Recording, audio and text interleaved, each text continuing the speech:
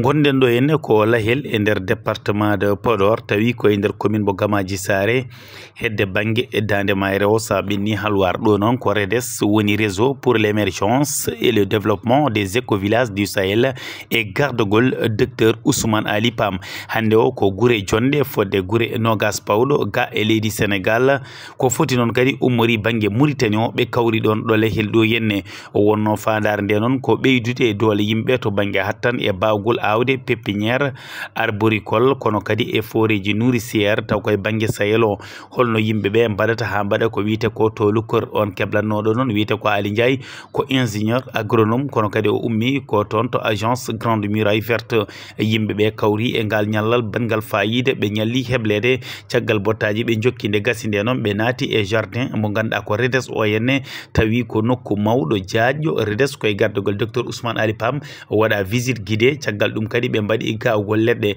kanko Ali Ndiaye ingénieur agronome gomminoɗo grande muraille verte o holliti weltare makko kadi o awi ɗon lekki alili gomminoɗo lobbuɗo gardiɗo goomu Salayel kamne kadi waɗi noon e dendagal délégation ji ɗi kala caggal ɗum ɗon noon ɓe ɓami kongi wonande arnoɓe tawtorede ɓe yonɓe ƴetti hen kongi hen saji koye ɗemgal pular hay ɗemgal safrore nden hen kono kadi men nan hen to banggue ɗemgal français ɗum noon bandiraɓe tedduɓe o wonno ko lundi le 22 juin 2025 tawi ko toon to REDES woni banggue lahel to henne joni joni o garen hen so tawi Allah ko lamɗo jaaɓi. Aboubacry Hammeli Lobbou Ibrahima ɗo banggue Mauritanie ga en darniɗo ko fare ɓamtare dumel ha tangte Sarakorki gardiɗo fedde wiyetende ADC Salayel e o addimi ɗo noon ko jeeyedemi ɗo jeeyedemi kadi e sosɓe ɗo addimi ɗo ko Ousmane Ali Pam e fedde wiyetende REDES nde min gari rendude ñalawma e heblo ngo heblo suwaɓe ko fate permaculture éco village.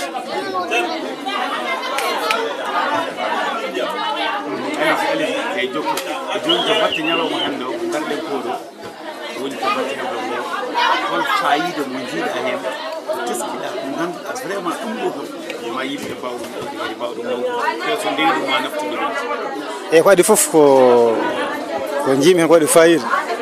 ko yimɓe poti teskade ko ɗo 2018 min garin ɗo mbaɗi assemblée générale min ndenni fodde yimɓe temedde Mauritanie Sénégal ardiɓe pelle coopérative uji rewɓe worɓe sukaɓe hohoɓe guure hohoɓe diine e yimɓe ardiɓe ko wayno commune aji ɗi Mauritanie Sénégal gari ɗo min kawri ɗo henne e partenaire uji amen financier et technique min kawri ɗo volontaire uji kono noɓe garni ɗo karwal wonnoɗo hay lekki ala ɗo haydara ala ɗo ko nangue wulki jaw gulki kisko wonno ɗo hande noon en gari ɗo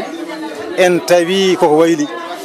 mahama leɗɗe gawama yimɓe ne dañi ɗo cakki e less ɓuuɓri timte golle mumen ɗum ko windande ko teskade so golle miijama ɗo ɗo waɗi lohel ɗum centre REDES ɗum alano ɗo en timti hen en gandi so neɗɗo anniyimo darima liggodira e heddiɓe ɓe famodiri o joguimo yiyande o darima hen o hannirta o muñi mo dañ jencudi ɗum ko windande adande ɗimmere nde ko Ousmane Ali Pam ko neɗɗo jiilotoɗo nafoɓe diwan o jokkodira e bandiraɗo te ko Sénégal najo jibinaɗo ɗo janggi ɗo mawni ɗo kono noon jokkoye jangde to Brésil dañi toon gandal o tawi gandal ngal jogui ngal ene wawi neftude ga e o ɓe mbaɗi heɓni heɓde haaɓe gandodiri te kadi kanko ñalawma hande o omo jokkodire e ko mbiyata ko agence walla agence nationale pour la muraille verte direction nationale de la muraille verte mo Sénégal o jokkodire ɓen omo liggodire ɓen yante gandal makko e andudema ko fate éco village ko fate permaculture o yitire Ousmane Ali Pam addimo ɗo gam o nafta renndo ngo eyyi joni noon ko ari ko ɗo o jangguini o fammini kadi ko fammini ko foof ko so yimɓe duttima hanki gurno gurdam mon ɓurata moƴƴude ɓuura sellude ɓurata alɗude haqqilay mon ɓuura artude kadi ɓurata jokkodirde endal saabu permaculture haydara ko gurdam men hanki ɗam tan woni ɗo battude noon e karallagal kesal e gam ɓamtude ngaalu beele yimɓeɓe ɗo gonɗa ɗo ñawduma e yarduma e haajuma fof ne kumto ɗon taw kadi aɗa famɗini e feccude golle ma woni ko guesel ma to sardiŋel ga gaynaka to fof woni koɗo gotel te ene fota juuɗe ma aɗa timti hen nde pinɗa fof suba ɗo ƴewɗa fof aɗa jogi waɗa ñama aɗa yara aɗa hutoro ko ɗum o yiiɗi jangguinde yimɓe kadi yimɓe jangui ɗum kadi puɗɗima famde ɗum yande wonede ɗo yoɗen ɗo ko mutanaɓe Sénégal ɓe ndendu fulɓe safal ɓe jiidani korki ɓe jiidani ɗemgal kono wonnon ko affaire taaride kamɓe fof ele kamɓe jiiɗi mo baba ñalawma hande e ɗum kadi ina yaade éco village ɗum teskimi ko e ñalawma eyyi ko kalɗa ko ɗo eɗen mbawi wiide wadde koye jaɓɓal banggal fayida hande wone des e partenaire mumen koye jaɓɓal banggal fayida saabu sen ƴeewi ko laamuji ballata ko banggue formation ngaji to banggue projet ji financement ji matériel foof ko ɗum ɗo ɓuuri wonde sodorde saabu ɗum ɗo ko rendement miijo ma nokku ma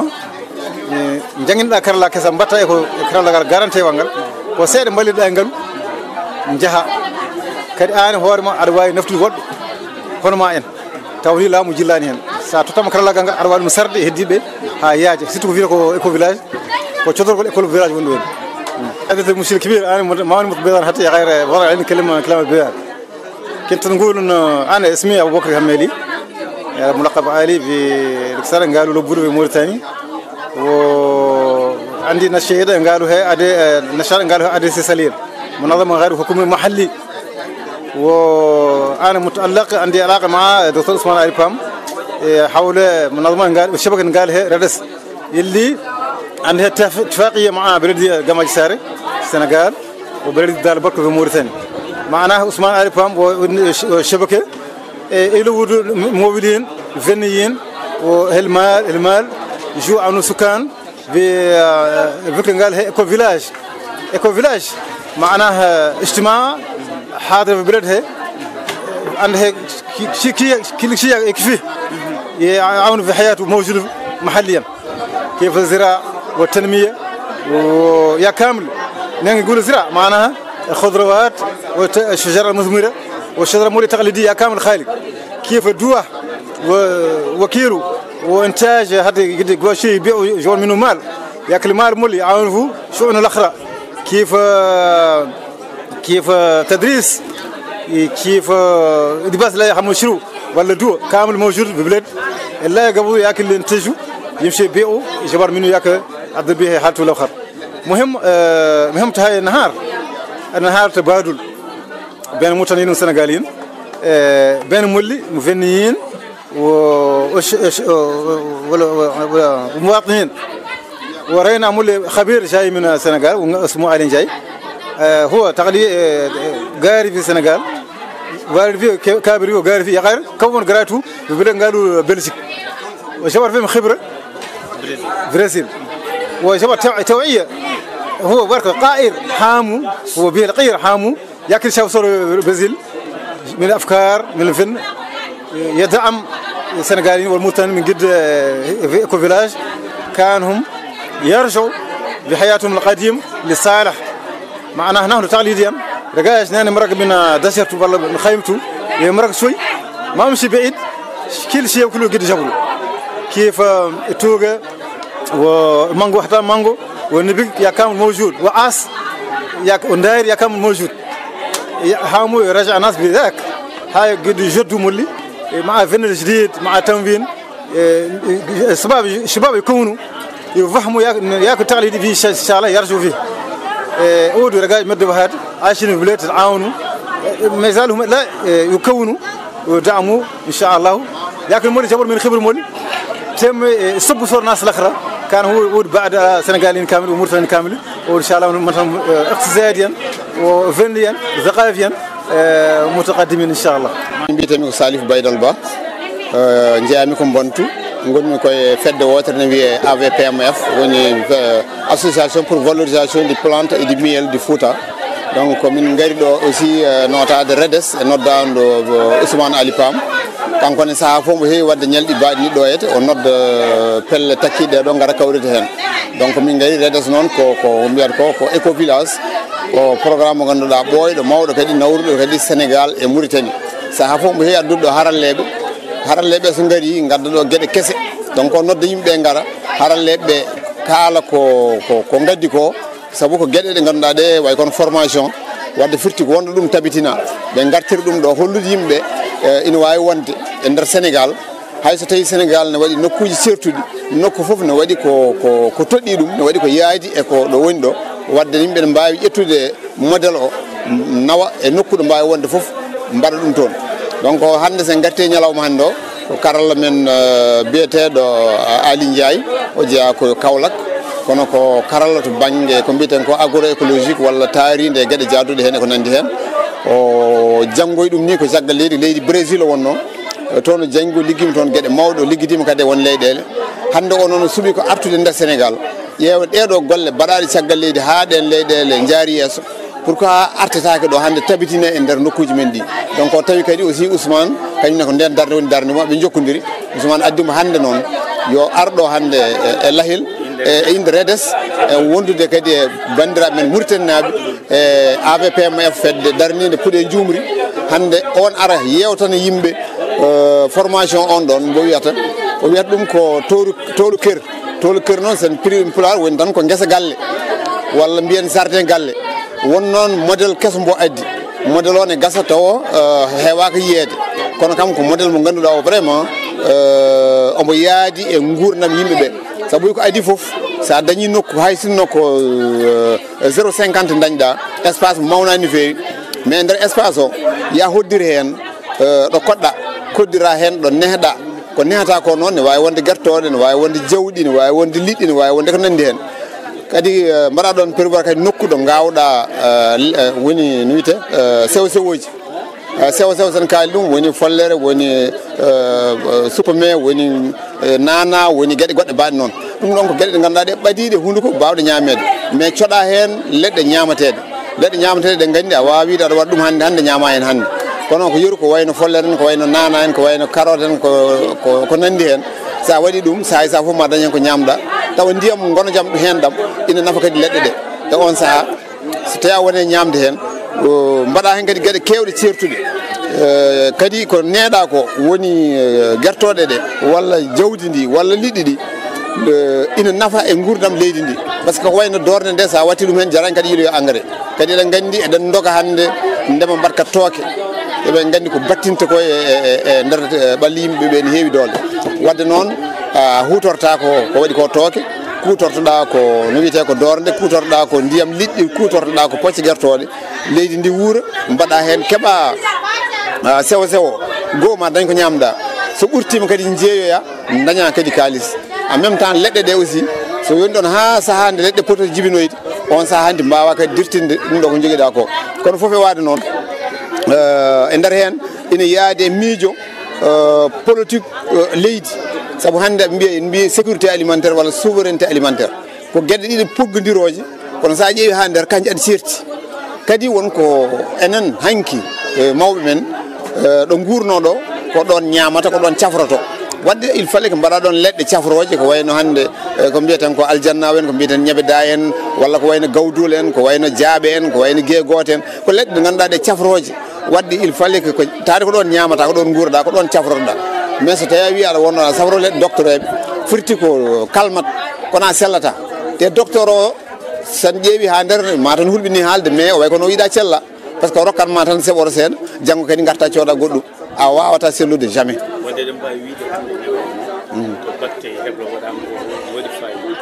heblo waɗango atelier o ne waɗi fayida saabu o holli ko modèle mbo totti o wuuro foof ne wawi suɓade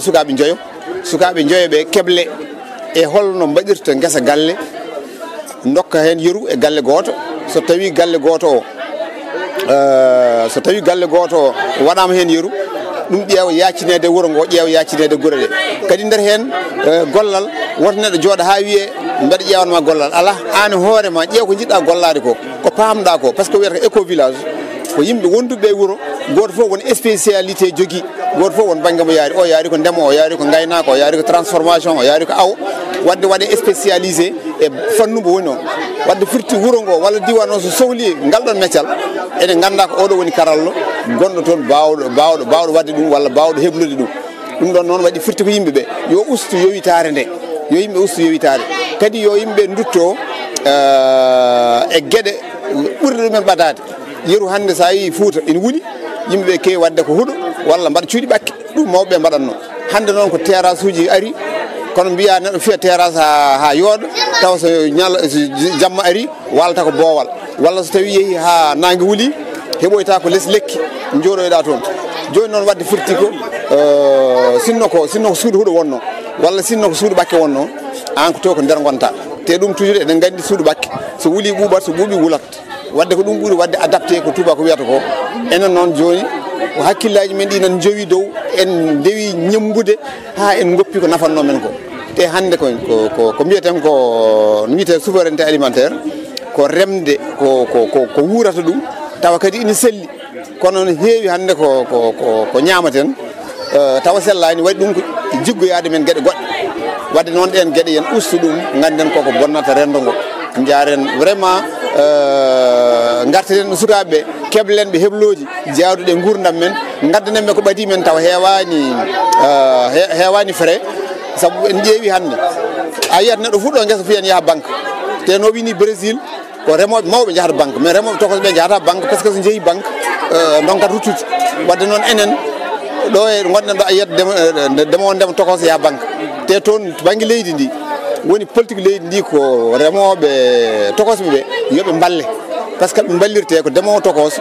ɓen ɓuuri hewde leydi sa ƴeewi remoɓe tokosɓe ɓuuri hewde e remoɓe mawɓe ɓe wadde noon taari ko toon dole ɗe ɓuuri hedde ko toon foti ɓuurɗe wallede kadi koɓe ndemata ko kadi ñaame e nder leydi ndi gacca hakke jafoɗa haala ka joti Salif Baydal Ba konmi ko Bantu jeyami koye fedde AVPMF comme secrétaire général AVPMF association pour valorisation des plantes et du miel o ko Sireso yite mbeɗer ɗo e mouvement Habibana Ba eyi koye adi fof ko weltare tan saabu journée o rewi lawol kadi sañima affaire o ko vraiment ko développement woni ɗo yeti wadde noon ko développement yimɓe ne poti darade hen ƴellita gonka men hannde ka saabu ɗum ɗo gonka kam gaddi koɗa kayruga ko fate banggal leɗɗe ɗum ko hunde moƴƴere wonde fayide saabu enen jii ko gurten hannde ɗo gurnamen gurten ɗo e Fouta ɗam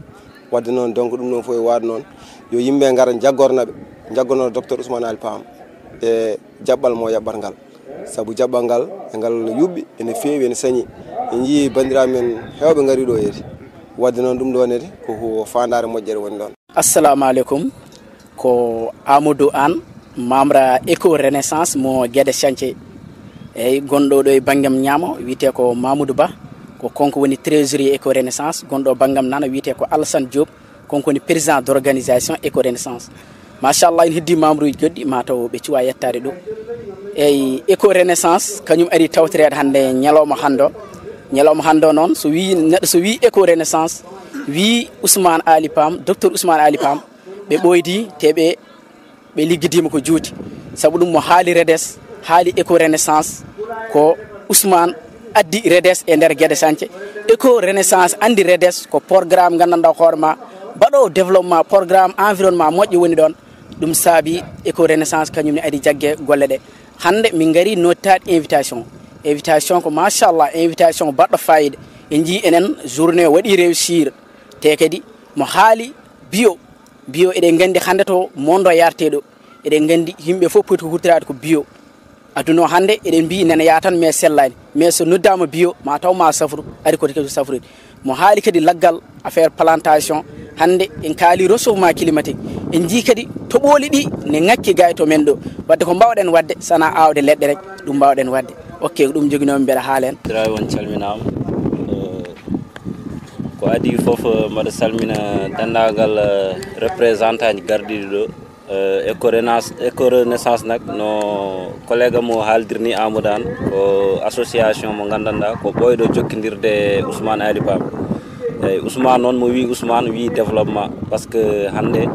e nder village uji gonɗi ɗiɗo fo département Podor en jii darde Ousmane e jardin ngaji mo waɗi ɗo ɗi foof eyyi aɓe mo waɗi collaboration avec Eco Renaissance kala to yiihi waɗoyde planté des jardins o yaade wa Eco Renaissance ɓe jagge programme ɓe jagge golle ɗe e ko ñaganaɗomo tan e ɗaɓɓal mo ɗaɓɓinigal Fouta yo Allah hokkumo yettoyo tonete vraiment golle makko ina yooɗi ina moƴƴi ina waɗi nafoore e eɗen mbiyamo tan yo continuer lancé mo woni o inchallahu rabbi amen caggal Allah amen caggal makko ko wayno wonde fof inchallah mamen jaggodir jungue e fandu ha golle ɗe mbawa heɓede to yiɗa ɗo yetto kadi foof on calminama goto fof indi mum yettode mum min ko Souleymane Sall président et représentant mouvement pour la majorité de Sousɓe Gonga aujourd'hui ko weltare mawde parce que sukaɓe jeunesse gueɗe chantier yilto développement te kadi so tawi développement jiiɗoɗa sa ari oɗo journée attire développement parce que on vous enseigne comment cultiver, on vous enseigne comment planter des arbres. Donc on non kadi ko weltare mawdi parce que ɗum tan min cohli la jeunesse hay so tawi en weeɓa min cohli tan ko walloɓe duusoɓe parce que ce sont des leaders là mbawi kam wallude hamin jiiɗi ko ɓen dañi komin cohli ko parce que mouvement pour la majorité suuɓi gon a été créé en 2019 volet mum kañum ko environnement seulement parce que en mbaɗon des journées céréales, des journées de reboisement, des journées sans plastique au fur et à mesure avec les moyens qu'on a. On n'a pas pu faire des grandes journées, mais on a fait des choses acceptables. Donc, si on a invité des journées, on a fierté à l'ensemble des leaders, à l'image de Ousmane Ali, PAM, pour les journées parce que so tawi économie joɗa walla tawi ko réussite joɗa ko jangde sa ari ɗo tan a janggi hande somin koori minen en mbawi min somin koori en mbawi wadde pratiquer komin jangguina ko hande parce que ça a été bénéfique à l'endroit de toute la jeunesse de Guédé Chantier. C'est une fierté pour moi de représenter ce mouvement parce que la jeunesse qui compte aujourd'hui à la réussite doit être ici. C'était le bon endroit où aller pour gagner quelque chose. C'était un grand plaisir et je vous remercie à vous. C'est une rencontre intercommunautaire qui s'est passée aujourd'hui ici à La Hill. Les gens sont venus à peu près d'une vingtaine de villages de part et d'autre du fleuve Sénégal, de Mauritanie et du Sénégal. C'est une journée d'échange avec un expert de haut niveau, Ali Ndiaye de la Grande Muraille Verte, qui nous a gratifié de ses connaissances, de son expertise, de sa bonne humeur. C'était un jour de partage mémorable et cela, je pense que ça va aider les acteurs, les 250 acteurs qui se sont réunis ici aujourd'hui, à aussi rentrer dans leur village avec bien outillés pour aussi sensibiliser d'autres pour que la lutte contre la désertification, l'édification donc de la Grande Muraille Verte soit une réalité. Et la muraille, on a bien compris que c'est d'abord les communautés de base qui vivent ici. Donc tout ce qui peut participer à la satisfaction donc des besoins des communautés, c'est sur ça qu'il faut mettre le focus. Et donc quand les populations comprennent, elles vont protéger les forêts, faire baisser les températures et puis aussi produire suffisamment pour manger, produire suffisamment pour leur santé, parce que voilà, dans chaque éco-village, on doit pouvoir trouver suffisamment donc, de plantes médicinales, suffisamment de plantes nourricières, de fruits pour véritablement que la souveraineté alimentaire et sanitaire soit une réalité. Et aujourd'hui, avec mon frère et ami Ali Ndiaye, vraiment nous nous sommes beaucoup régalés. Il a partagé ses connaissances, son expérience au Brésil, son expérience ici au Sénégal. Les Toluker, c'est vraiment le centre, le moteur donc, des éco-villages. Nous avons vu l'expérience qui a été déroulée avec beaucoup de succès à Kédougou. Nous avons beaucoup appris. Et aussi les populations, les acteurs ont posé beaucoup de questions relatives à la santé des sols, relatives à la qualité des eaux, relatives donc beaucoup de questions qui les tiennent à cœur, et je pense qu'aujourd'hui c'est une véritable encyclopédie donc, de l'écologie qui a été ouverte ici, et beaucoup de gens ont apprécié aussi. Et hande ko potital mangal hawtido ma won fore gure nogas gummi Mauritanie e gummi Sénégal kawri do hande no gowden waɗiri tan pour yimɓe ɓe gossodiri miijoji ƴeewa kadi holno gartiri kadi taarindi ha darto e place mum. Hande noon garɗo ko gando mawɗo jiɗɗo kadi taadinde jannguɗo taadinde to Brésil to hono Ali Ndiaye mo Grande Muraille Verte o ari ɗo vraiment yimɓe beltima janggi ko heewi, o holli expérience uji ɗi mbaɗata Toluker to Kédougou e nokkuji goɗɗi, o holliri kadi yimɓe ɓe holno poti wawde wadde ha gurtina leydi, ha gurtina ndiyam, ha gurtina taarinde, ha mbawa wuurde gurdam belɗam ɗo goni ɗo. E véritablement hande yimɓeɓe fof kadi beltima machallah, kadi weltini kadi yimɓeɓe kadi ko Mauritanie ko Sénégal kawriti ɗo.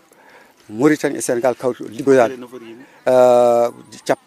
temedde ɗiɗi e capanɗe joyyi neɗɗo kawriti ɗo. Te mon hen fof kadi wonɗo dillata, ɓe ko joom sardiŋaji en, ɓe ko jumoɓe ñaaki, ɓe ko joom mangoje en sardiŋaji en, ɓe ko joom coopérative uji en kawriti ɗo. Ko weltare mawde, saabu hayso tawi tan ko jooɗade tan jooɗo tan yewtade ni arde hawride ɗo ete ko dental belgal sabu ko jiiwi ɓolɓe kawri ɗo e Sénégal et Mauritanie jiidi yuma jiiwi baba kawri ɗo ko weltare mawde. Je m'appelle Ali Ndiaye, je suis ingénieur agronome et je suis de l'Agence sénégalaise de la reforestation et de la Grande Muraille Verte. Aujourd'hui, je suis ici au réseau de REDIS avec Ousmane Ali Pam, que je ne présente plus. Quand on découvre que ça, il n'y avait aucun arbre ici. Aujourd'hui, on est en train de faire cette visite avec le peuple mauritanien, le peuple frère, pour être ici et parler des programmes de l'Agence sénégalaise de la reforestation en focus sur le Toluker. C'est un plaisir très grand. Et comme vous l'avez vu, l'intérêt des populations est très grand. Et je pense qu'on peut en faire un programme qui lie encore d'une forme plus solide les liens entre le Sénégal et la Mauritanie. Le REDIS est en train de faire ce travail qui pour moi, c'est la forme la plus efficace, surtout en parlant d'environnement, d'agroécologie, de relier deux peuples. Donc, je ne peux qu'être content. Et ici, je laisse un message à nos autorités d'appuyer ces types d'initiatives, de faire ces types de synergies. Bon, on peut en faire des milliers de Toluker dans les deux pays. Pourquoi pas, et créer un réseau de commercialisation mutuelle où les gens vont pouvoir échanger leurs produits, monter des foires, ce qui fait que les peuples vont encore être plus solides entre eux. Mais je ne peux pas arrêter sans saluer mon ami et frère Ousmane Ali Pam, qui est à la tête de toute cette organisation. Et vraiment, je vous remercie beaucoup. C'est un plaisir d'être ici. Je m'appelle Ali Ndiaye.